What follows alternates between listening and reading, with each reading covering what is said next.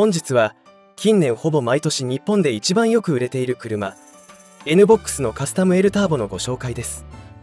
2021年末のマイナーチェンジで電動パーキングブレーキが標準装備され、クルコンに渋滞追従機能がついたモデルとなります。売れている車に強力な装備がつき、ますます魅力を増したこの N-BOX、 こちらに1ヶ月ほど乗る機会ができましたので、その魅力をじっくり紹介したいと思います。とその前に、今回の車はさくら納車までの足を探していて見つけたホンダのマンスリーオーナーというサービスでお借りしました。欲しい時だけという言葉の通り、1ヶ月単位でホンダの車に乗れます。各地のディーラーで用意している車を選ぶことができ、かなり状態の良い車を選べます。今回走行40キロのほぼ新車 N-BOX を1ヶ月39,800円でお借りできました。他のレンタカーで1ヶ月借りると2倍以上のお金がかかるので、非常に素晴らしいサービスです。借りるには数種類の書類を準備する必要があり、地域や車種によっては車庫証明を自分で書く手間がかかりますが、それを考えてもリーズナブルです。納車が伸びて数ヶ月も台車を借りられない時や、気になる車種を数ヶ月乗りたい時に便利なサービスですね。カスタムはキリッとしたフロントマスクとなっています。メッキグリルとライトと黒のガーニッシュが複雑に組み合わされています。メッキ部分は多そうに見えて、意外と少ないためかどぎつい感じはしません。かなりかっこよいです。サイドビューはまさにボックスです。かなり角度の立ったフロントウィンドウに垂直なフロントマスク部分とリアゲート部分となっています。窓のベルトラインはほぼ水平で、デザインは垂直水平基調で統一されています。で、運転席のドアノブにはボタンがついていますが、これはロック専用です。アンロックする場合はキーを携帯した状態でドアノブを軽く引くと解錠されます。リアノブも同様でボタンはついていません。ボタンで開閉ができるタイプとどちらが良いかはあなた次第です。給油口はアンロック状態で押したら開くタイプです。これは運転席のレバーで開けるタイプより便利ですね。リアも気持ちよいくらい四角です。ルーフにかけて少しすぼまっていますが、テールランプ上部をその分広げて四角く見えるようにデザインされています。この手法は後発のルークスでも使われています。横から見るとステアリングの位置がかなり前です。ルークスに比べ英字2文字分ほどステアリングが前で、デザインだけでなく室内空間も四角さを生かして効率化されているようです。ホンダのマシンミニマム、マンマキシマムの MM 思想が体現されています。この車、広い空間を作るぞという意気込みが随所に出ていて、機能美を感じます。私はこういう車は非常に好きです。タイヤはターボグレードなので165、55の15インチです。 NA グレードは14インチになります。銘柄は最近標準装備タイヤとしてよく見るブリヂストンのエコピア EP150 となっています。エンジンは S07B 型のターボと CVT の組み合わせです。こちら内径 60mm、 高低 77.6mm と超ロングストロークのエンジンとなっていて、最大トルクが2600回転で発生と低速トルク豊富なエンジンとなっています。高回転がどうなのか気になるところです。フロントウィンドウに角度がついているため、バルクヘッドはフロントウィンドウの真下にあります。そのためバッテリーなどが窓の下に潜り込むことなく交換がしやすそうです。ただ他のものはぎっしりと詰まっていて、整備性はどうなのかなという感じです。そしてバルクヘッドには静音材が貼られていて、遮音に気をつけていることが分かります。ボンネットはエンジンルームが完全にキャビンの前方にあるためか静音材が貼られていません。走行時にエンジンルームからのノイズがどうなのか気になるところです。では乗り込みます。ドアは中くらいの重さです。ドアトリムはドアノブのついている部分とドアスイッチのピアノブラック部分、そして肘置き横のファブリック部分が目を引きます。これはかなり高級感を感じます。その下はハードプラでドリンクホルダーとポケットがついています。プラの表面は半艶消しのように見えて、こちらも高級感があります。乗り込みは車高が高くやりやすいです。シートは黒の合皮とファブリックの組み合わせで、中心に模様が入ったラインが通っており、質感が非常に高いです。シートバッグと座面サイズはちょうどよく、硬さも文句なく、軽の中ではベストのシートだと感じました。アームレストの表面は合皮でシート同様しっかりしており、サイズが大きいです。クッションがしっかり詰まっており、肘の掛け心地はとても良いですね。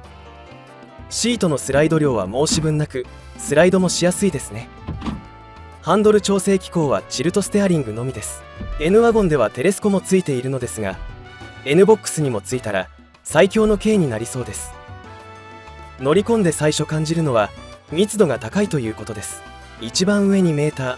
真ん中に物入れと送風口、そしてステアリングと3段構えになっています。他のスーパーハイトワゴンより一段高く積み上げている感覚で、その分フロントウィンドウが小さくなっています。レイズルークスだとぴっちりだったシェードがこちらだとかなり余ります。ダッシュボードは特にメーターフードまでの距離が短くなっており、その分下の小物入れなどにスペースが当てられています。乗った時のインパネから受ける高くて詰まった感覚は N ボックスならではの独特なものがあります。シートの高さ調整はかなり広範囲でできます。幅広い身長の人に対応している印象です。普段シートを一番下にして運転することが多い私ですが、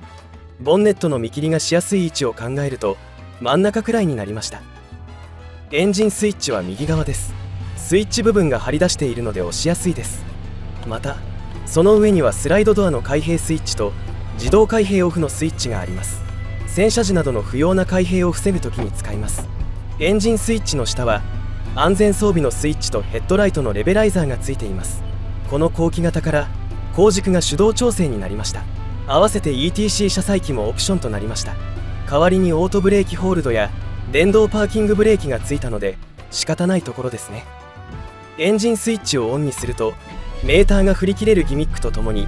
自発光式の綺麗なメーターが点灯します。左隅に液晶モニターがついていて質感が高いですね。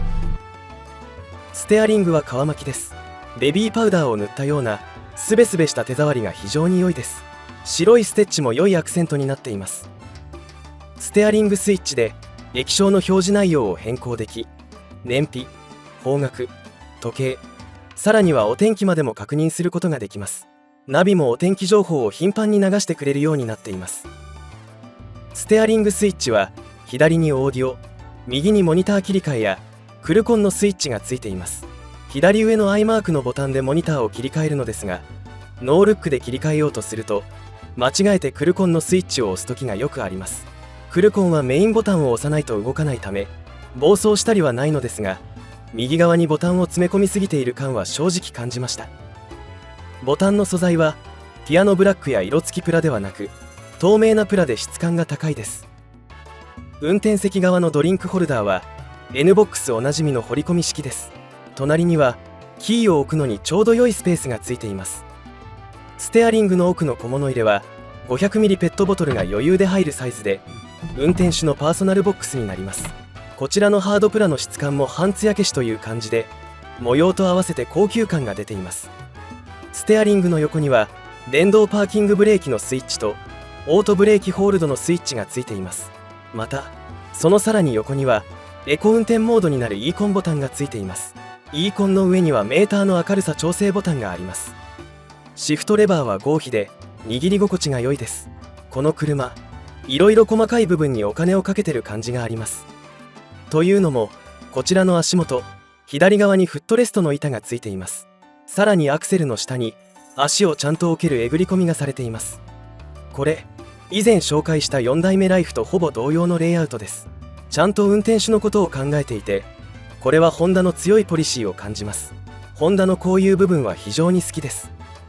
中央には純正の7インチのナビがついています。8インチ版もあります。オーディオのフォルダー操作が日産純正よりやりやすく気に入りました。 USB は3つもついており、1つはナビと連動、あとは 2.5A の充電ポートになります。蓋がちゃんとついておりコストがかかっていますね。エアコンはコンパクトにまとまっています。スイッチはステアリングスイッチと同様にクリアーのプラ素材となっています。操作系は普通に操作しやすいのですが、エアコンのオンオフについてのランプがないのが気になります。また2区ですが、運転席助手席両方にシートヒーターがついており2段階の調整ができます。コストがかかっている車です。クリアー素材なので指紋がついてもマイクロファイバーで拭けばすぐきれいになります。助手席側のインパネはエアコンルーバーを囲うようにフルピアノブラックとなっています。これはなかなかインパクトが強いですね。これですね。綺麗でいいのですが、かなりの高確率でフロントガラスに映り込むのが難点ですね。インパネ下は大きなトレイになっており、ペットボトルなら2つほど置けそうです。その分グローブボックスは車検証でギリギリのサイズとなっています。助手席のドリンクホルダーがドアポケット以外に見当たらないですが、グローブボックス横にスライド式のドリンクホルダーがついていますので万全です。その下にはアクセサリーソケットとコンビニフックがついています。一番下には蓋付きの物入れがついていて、収納関連は豊富です。マップランプは標準で LED となっていてナイスです。サンバイザーはミラー付き、窓ガラスには上部にブルーシェードがかかっていて、これは良いですね。私は好きです。で、ダッシュボード左側にはピタチューミラーというからくり装備がついています。左側のサイドミラーに鏡がついていて、前方斜め前と前方横が見えます。このピタチューミラー、前向き駐車するときにどこまで前進すればいいか分かりやすいですが、ミラーがちょっと小さいのと、やはり欲を言えばアラウンドビューモニターが欲しいです。ではリアシートに乗っていきます。軽くドアノブを引くと、あとは自動でスライドドアが開きます。開口部は非常に広く、乗り込みは楽々です。今シートを一番後ろにした状態だと、前に人が立てるくらいの広い足元空間が広がっています。リアシートは前席同様のデザインで、座面、シートバックともに大きめのサイズです。硬さもちょうどよく、このリアシートは非常に良いですね。また他社では見なくなったリアアームレストがついているのが非常に良いです。スズキのワゴン R の3代目にはついていましたが、それ以来見なくなってしまいました。後席乗員の快適性もそうですが、荷物の仕切りに使ったり、子供の頭を支えたりと使い出があるので、他のメーカーも装備してほしいです。シートスライドはシート下の紐を引っ張って行います。これは正直操作しにくいのですが、後で見る荷室アレンジの仕組みを考えると、紐式はしょうがないかなとは思います。足元広さはシートを一番前にしても文句なしです。この車本当に広いです。リアシートは後ろに2段分リクライニングします。前にはリクライニングしないので、シートを直角に立てて荷室に四角いものを置きたい時に不便かもとうちの嫁さんが言っていました。リアドアトリムはフロント同様、ピアノブラックと大きな面積にわたって貼られているファブリックが高級感高いです。ユーティリティは全席シートバックの後ろにテーブルがあります。またシートの上下にスマホなどを入れられるポケットがついています。リアシート両サイドにアームレスト兼ドリンクホルダーがついています。ラゲッジランプは標準で LED になっていてナイスです。その下には後ろが見られるミラーがついており、どこまで後退すればよいか分かるようになっています。できればアラウンドビューも。他各社いつの間にかすっかり定番になった引き上げ式サンシェードがついています。あとはしっかりフロントシートのフレーム部分が養生されており、子供が乗っていても安心です。この後席、空間が広く、シートも大きく、窓も大きく開放感があり、ミニバンの2列目までをそのまま切り取ってきたようで、売れるのも納得です。荷室を見ていきます。虫が GoPro のレンズに執拗に映り込んでいたので、一部静止画でお送りいたします。ガソリンタンクがフロントシート下にあるため、床が低いです。シートを一番後ろにしていても、買い物かごは横に余裕で乗ります。リアシートはアイソフィックスのアンカーの横にあるスイッチを引いて、シートを押し引きするとスライドします。一番前までスライドすると、買い物かごの縦置きは余裕です。この状態でもリアシートの足元空間は十分確保されていたので、荷物も人も両方たっぷり乗ります。リアシートの肩口のレバーを引いて押すと、シートが倒れて格納されます。ほぼフラットになります。こんな感じでダブルフォールディングして、座面も床下まで下がります。水平で広い空間、特に縦方向に広い空間ができます。試しに身長170センチのおっさんが座り込んでも余裕です。キャプテンスタックあたりの小さいテーブルを置いて孤独にグルメをしたり、電源を持ってきて車内リモートワークができそうです。低い床下ですが、きちんとジャッキを含めたパンク修理キットが入っています。戻すときはシートバッグにストラップなどついていないので、後席側に回って起こすことになります。思った以上に軽く戻せて、これなら女性でも簡単にシートアレンジできます。シートを起こした場合、座面が畳まれた状態になります。大きめの段ボールを置いたり、高いものを置いたり、着替えたりする際に便利です。座面を下げる場合は、シート下のバーを起こすと座面が倒れてきます。これだけ広いのでフルフラットは余裕です。ヘッドレストを外して倒すとくつろぎモードになります。ちょっと厚めのクッションシートを引けば車中泊もできそうな感じです。車内が広いのでこういうシートアレンジがしやすくて良いです。スモール、ロービーム、ハイビーム、ウィンカー、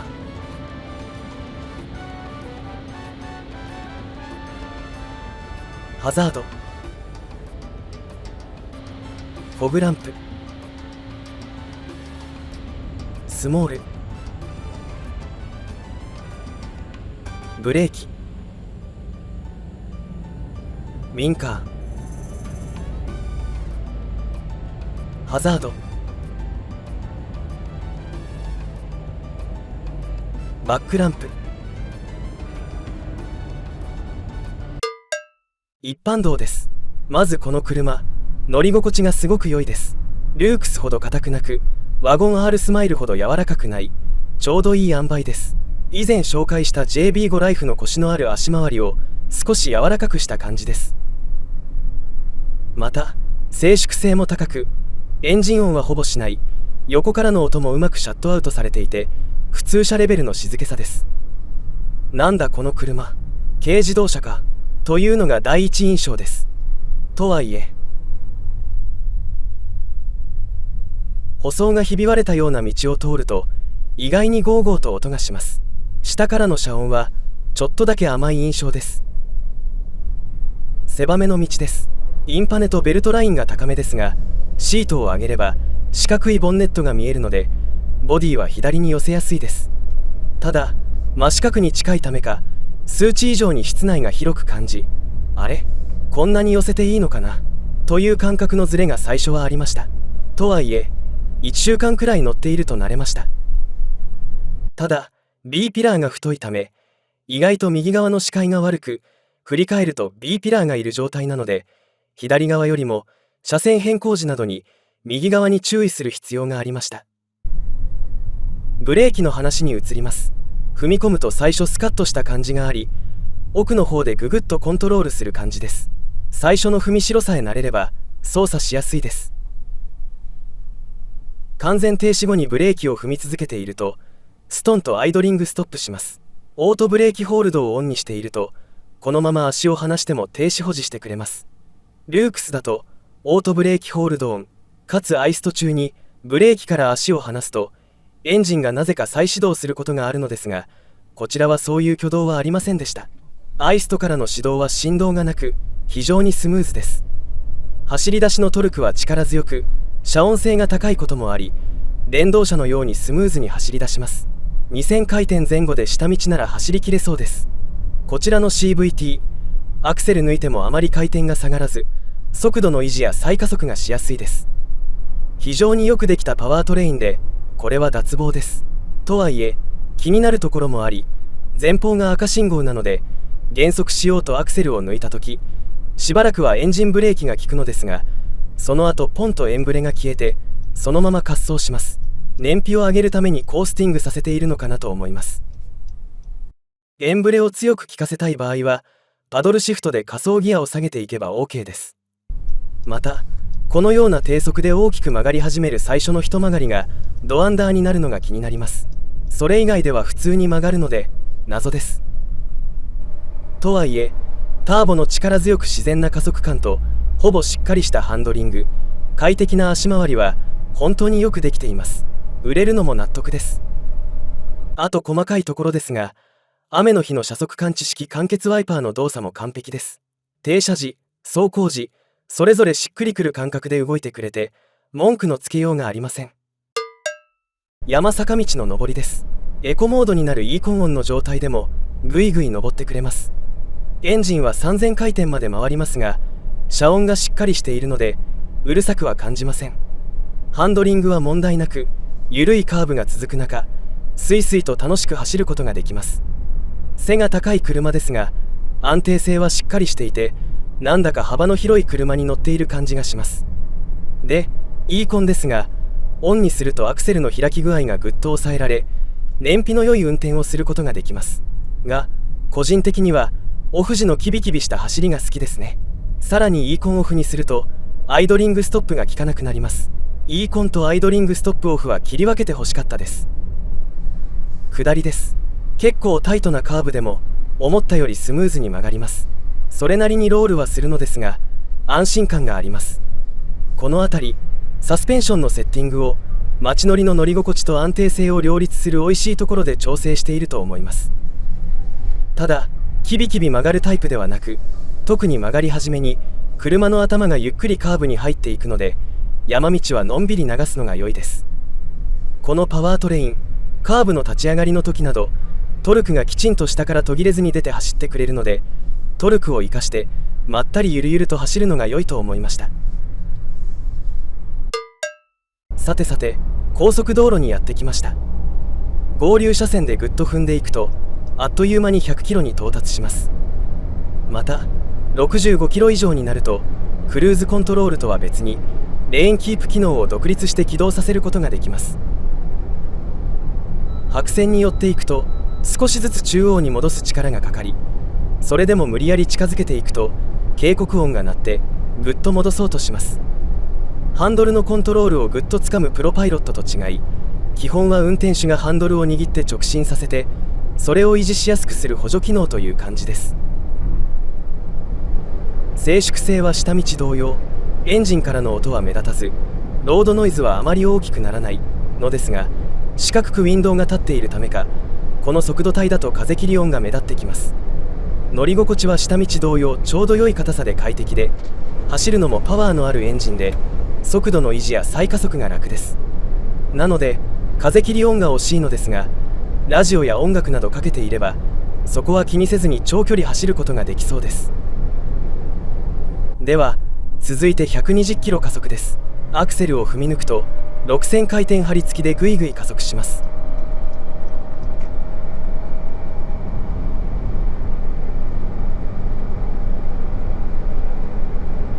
かなり早い段階で120キロに到達しました。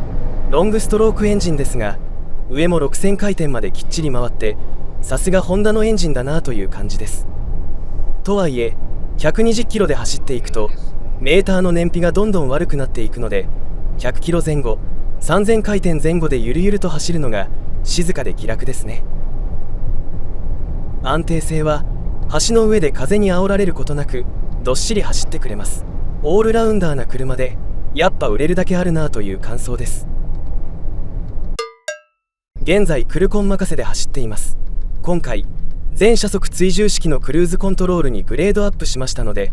せっかくなので試してみたいと思います。ただいま前の車の減速に合わせてこちらもじわじわと減速しています。かなりスムーズに停止してくれて安心感高めです。前の車が発進した際、アクセルをちょんと踏むと追従加速してくれます。この時の加速ですが、かなり頑張って加速します。ちょっと急かなという感じがあります。前車が減速と加速を繰り返す場合だと、こちらがガーッと追いついてギュッとブレーキをするギクシャク感が出る時もあります。スムーズな時はスムーズなのですが、前がある程度のスピードで加減速していると荒れるクルコンだなという感じです。あとは信号待ちなどで完全に停車している車を認識しない時があり、ガーッと加速して近づいていくので自分でブレーキを踏むことが時々ありました。もともと高速道路で使うものなので、下道では使う時は自己責任です。こちらクルーズコントロールとレーンキープを別々に起動できるところや、オプション装備とせず全グレード標準装備としているのは非常に良いですね。まとめです。燃費は約14キロリッターとちょっと悪めですが、こちら通勤に使ってもいたので普段よりもシビアなコンディションでの燃費となりますことをご了承ください。長距離乗ると17キロリッターくらいはいきそうな感じでした。で、こちらの NBOX スーパーハイトワゴンというより NBOX という独特のスタイルを確立している車だと感じました。前進させたエンジンルームにより広い室内空間を実現し、センタータンクレイアウトでリアシート下に何もなく、他社より圧倒的に低くできている荷室などスペース効率が高いです。さらに走行性能や内装の質も妥協がなく、広くて静かでよく走るという、これは本当に軽自動車かというレベルの高い車です。これだけ気合入っていれば売れるのも納得です。その分お高いんでしょうというと、カスタムターボだと込み込み200万円を余裕でオーバーしますが、その価値は感じます。弱点というと、ピタチューミラーなど視界を補助するものはついていますが、アラウンドビューモニターがついているとより気楽に駐車できていいなと思いました。それぐらいですかね。というわけで、以前ノーマル N ボックスを乗りましたが、このカスタムターボはさらに洗練されていて、